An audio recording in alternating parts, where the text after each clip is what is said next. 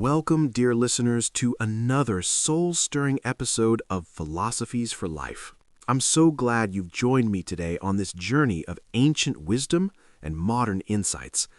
This podcast is all about uncovering the timeless truths that help us live with purpose, peace, and joy. And today, we're diving into a beautiful, thought-provoking story from Japanese folklore.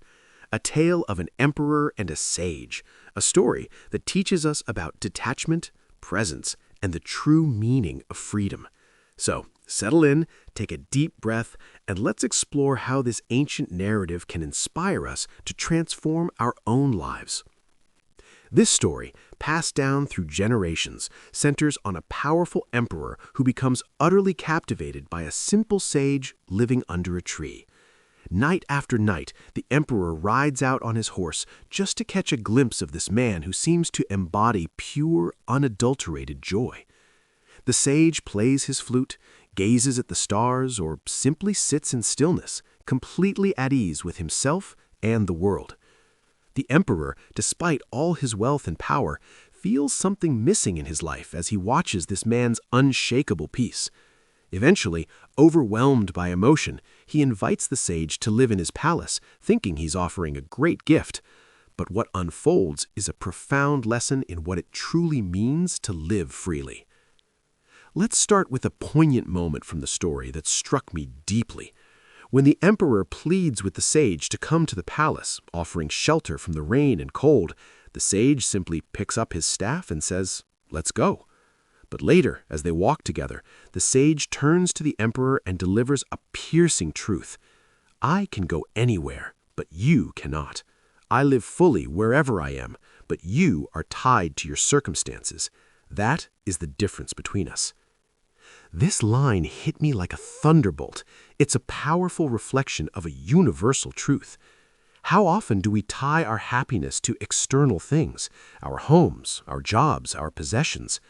The sage's words remind me of a quote by the great philosopher Lao Tzu. "If you are depressed, you are living in the past. If you are anxious, you are living in the future. If you are at peace, you are living in the present." The sage in our story embodies this. Whether under a tree or in a palace, he remains the same, fully present, fully alive. Let's unpack this a little more. The emperor, for all his power, is bound by his attachments. His identity is wrapped up in his palace, his wealth, his responsibilities. He can't imagine leaving it all behind. The sage, on the other hand, has no such chains. His joy doesn't depend on where he is or what he has. He's free in the deepest sense of the word. And this freedom isn't just about physical possessions. It's about mental and emotional liberation. Think about it. How many of us are trapped by our own thoughts, our worries about the future, or our regrets about the past? The sage shows us that true freedom comes from living in the now, from embracing each moment as it is. There's another layer to this story that I find fascinating. When the sage moves into the palace, the emperor's admiration turns to frustration. He sees the sage enjoying the luxuries, playing his flute on silken cushions, surrounded by servants, and he starts to doubt the man's authenticity. Is this really a sage, he wonders? He seems to revel in comfort just as much as I do. But here's the twist. The sage isn't attached to the palace any more than he was to the tree. He's simply living fully in the moment, enjoying what's there without clinging to it. When the emperor finally asks, "What's the difference between us?" the sage takes him on a journey outside the village and says, "I can walk away from all of this right now. Can you?" This moment is a mirror to our own lives. How often do we judge others, or even ourselves, based on external appearances? We assume that a spiritual person must reject all comfort, or that true happiness means having more. But the sage teaches us that it's not about what you have or don't have. It's about how you relate to it. Are you owned by your possessions, or do you own them? Are you ruled by your circumstances, or do you rise above them? Now, let's bring this wisdom down to earth with some practical lessons we can apply in our daily lives. First, let's talk about presence. The sage's ability to live in the moment is something we can all cultivate. Start small.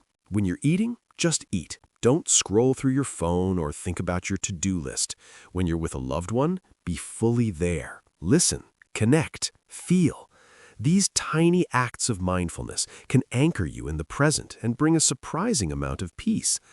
I remember a time when I was so caught up in work stress that I barely noticed my daughter trying to show me her drawing.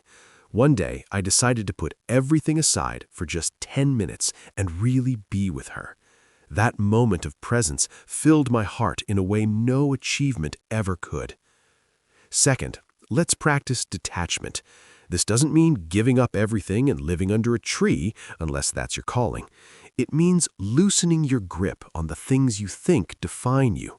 Ask yourself, what am I holding on to that's weighing me down? Maybe it's a grudge, a fear of failure, or an obsession with material success. Imagine letting it go, just for a day. I've tried this with my own worries about the future. Instead of obsessing over what if, I remind myself, right now, I'm okay. And that shift in perspective feels like shedding a heavy backpack. Finally, let's embrace adaptability.